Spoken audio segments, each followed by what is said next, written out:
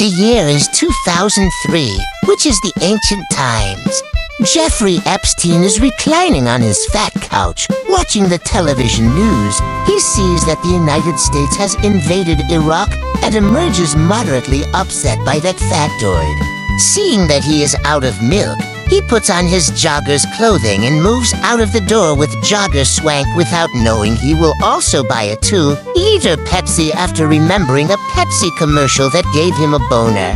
Epstein witnesses his neighbor, Jabir ISIS al-Qaeda, who is walking his doggo, and he waves upon him jovially. Have you seen? United States invade Iraq. Al-Qaeda ejaculates, finally. Yes, I have. But why would they do this? Weapons of mass destruction. How do they know Iraq has weapons of mass destruction? Haven't we already bombed Iraq to hell and back? I don't know who to trust anymore. Al-Qaeda, greatly upset by Epstein's sentiment, screamed in Hebrew before detonating the 14 sticks of dynamite he was hiding beneath his tallit. Al-Qaeda, after consuming the news, chose to procure his dynamite and tie it to and around his buds so he could blow up in order to protect his country from what he perceived as domestic terrorists. In the end, they both died. As well, in 2003, Danny Tingler finds out his great-grandfather, Dan Tingler, has died of exhaustion by excessive masturbation and inherits his small and dinky wet house in Giggleswick, England. Due to an investigation of his great-grandfather's Giggleswick house's smelly attic, Danny Tingler does find an olden-day styling of story called a history book or old days catalog. He blows off the dusty cover and reads what the title is titled, Ye Very Old Britain's Very Secret and Very Forgotten Saints by Daniel Tingler. Who is Danny Tingler's great-grandfather? He is dead from being alive too long ago. It is now today's age, so we will learn from the book Danny Tingler has found. Yet first, we must thank Danny Tingler for finding this epic find of a history book or old days catalog. But you have to say it with me, okay? I'm going to count down starting from the big number 3, and upon the little number 0, we will say together in a large, proud voice, thank you, Danny Tingler. 3, 2, 1, 0. Thank you, Danny Tingler. This is Britain's secret saints. There are many different types of popularly famous saints from the olden times. For example, Saint Ripsum, Saint Elucidius, Saint Felicissimus, Saint Fructuosus, Saint Cunigund of Rapperswil, Saint Onesimus and Onesiphorus and Onefrius, and Saint Paramucius and Saint Ptolemaeus and Saint Prudentiana.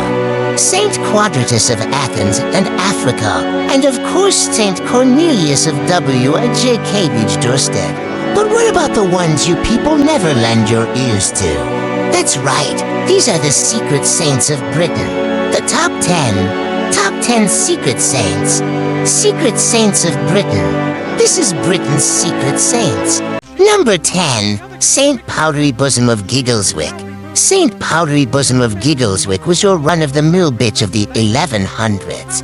However, in actuality, the truth is that she was not like the other Giggleswickian skanks. She had a powdery bosom. Whenever men would come to suckle upon her powdery breasts, they would get all powder-faced, and everyone in the smelly village would know which man was the powdery-faced cheater and hang him. This made God giddy with glee and gave the Pope a divine wet dream in which he sucked the powder-full bosom of she, just like little baby Jesus sucking on Mother Mary's fat memories goo-goo-gaw-gaw. When he awoke into his big smelly bed, he announced that the powdery wench of his divine dream was England's newest saint or saintess. Number 9, Saint Benjamin the Bedwetter. Saint Benjamin the Bedwetter was known all around the mild village for having the weakest bladder. Each night, awake hot-headed and hot-bladdered, Saint Benjamin the Bedwetter would scream, I wish I didn't pee. I wish I didn't pee. One foggy black night, Saint Benjamin the Bedwetter chose to stay the night praying to God he didn't pee. Praying so hard, he passed out on his floorboards. Yet, when he awakened that yellow morning, he saw that there was no urine on him, for he had prayed, and yes, God indeed answered. The wet Pope, after hearing this great and moving tale, made him a saint among the smiling stained glasses of the church. Number 8. Saint Cook. Saint Cook was the owner of many chickens. Each morning, he made feeding them a special act. Seeing how monstrous and hedonistic his mad chickens could act, he spent the morning reading the Holy Bible to change the ways of the naughty chicken. One fateful morning, as Saint Cook began to read the book of Deuteronomy, as that is how far he was in the Bible, his big mean cock, which he named the meanest one, kicked into his neck and slit his throat, making him die from a murderous and sinful cock as a wet saint and a messy martyr. Number 7. Saint Fart the Sackbuter. Saint Fart the Sackbuter played the sackbut, which is a type of warm and hairless trombone from the ancient days. In his church, Saint Fart would play and play and play some more, moving all who listened to the wettest tears as he was so masterfully good. Men and some dogs would come and hear him play and cry for hours and sometimes days or years. There was once a day that the Pope itself came to his sackboating and was so moved and pregnant with tears that he declared Saint Fart the Sackbuter a wet and messy music saint. Number 6. Saint Belend of Penistone. Saint Belend of Penistone would pray when he's alone in the village of Christian haters and masturbators. When people found out he prayed, they were all wet dismayed, so they hanged him in the village parade. So now he's a type of martyr, and the meanies who killed him are now called fathers. Number 5. Saint Mud. Saint Mud was a guy with visions. God told him many secret things or stuff, and made his faith even harder. Villagers and girls would sometimes laugh or throw plums at his face because they thought him mad. Saint Mud just shook his face and farted loud and warmly when they felt it close to his bottom. One day, in a tenacious moment, he set out to prove himself right, and just as a greatly sane man, I will jump into the River Thames and walk along the water since God protects my hairy feet. The girl boys laughed, but Saint Mud was not deterred or nothing. Jumping up and high, he landed into the water with a big splash. The people laughed nasty and hard until a type of big wet boat came into him and killed him on the river's surface. What came next? Saint Mud is now the wettest martyr of Britain. Number 4. Saint Tongle of Piddletronfide. Saint Tongle of Piddletronfide caused fuckers to be enamored with his dexterous toes. He could cook, he could clean, and he could do it all with the toes. Most importantly, he prayed with toes of smelly plunder. Saint Tongle of Piddletronfide always held prayer beads in his feet and prayed upside down. The Catholic Church, decades after Saint Tongle's mild and unknown death, when it was going through a dry spell of saints, chose to declare Saint Tongle of Piddletronfide a foot saint because there was no one else to be won. Number 3. Saint Wonka the Hussy and Saint Wormigay the Slut. Saint Wonka the Hussy and Saint Wormigay the Slut were both two sisters maids who lived together in a dense home of full workers.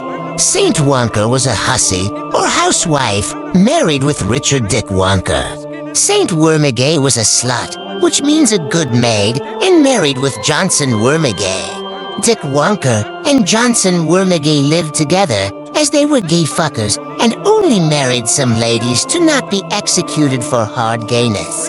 Dick Wonka and Johnson Wormigay both beat their wife and ladies constantly and very hard, and they emerged the thought of running away.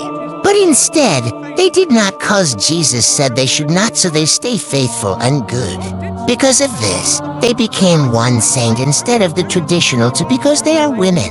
Number 2. Saint Boner the Boner. Saint Boner the Boner was the best boner in the bone-headed hamlet of Cox. When Saint Boner the Boner would debone the beef, he would give the beef bones and boner bones to the bony stray dogs that were skin and bones. Sometimes when Saint Boner the Boner deboned the cocks, he would use its cock bone to dig out the meat stuck between his bony teeth. One time when Saint Boner the Boner used a cock's cock bone to dig out the meat stuck between his bony teeth, he accidentally breathed in the bony cock bone and began choking. There was no one around to make Saint Boner the Boner stop choking on the chicken's bony cock, so Saint Boner the Boner brought his black Bible to his face and began to read the book of Baruch, but did die. Though God did saw this and told the milder wet Pope to make Saint Boner the Bony Martyr Boner saint. Number 1. Saint Cumming. Saint Cumming was a might and finely type of bishop who made everyone smile happy. One day, it was the annual Milk Festival. Saint Cumming was to preach at this festival of wet milk, but all went tits up when a nasty dog threw him into the milk hole, or the hole where people drink good milk out of and from, and died from milk inhalation. Multiple persons, most likely saddened by the wet and slimy passing of this white man. The moral of the story is be careful what you wish for. One day, my little brother Managin, after he rubbed his member into an antique urn he bought at a tempestuous yard sale, he said, in a wet, booming voice, "You have 3 smelly wishes, my friend. What do you wish for?" My little brother, pregnant with hubris and rubbing his large chin, guilefully replied, "I wish for a big monster truck. Have sex with me. Please, I'm begging you. I've been in that urn for 7,000 years. I used to have so much sex, huge orgies, everyone covered in palm oil, and naked wrestling matches with foot jobs as far as the eye can see. Please, please dick me down, man. I really fucking need this, please. Plead the gin. I'm 4 years old." Sadly, the monster truck could not fit in our garage, so we had to sell it.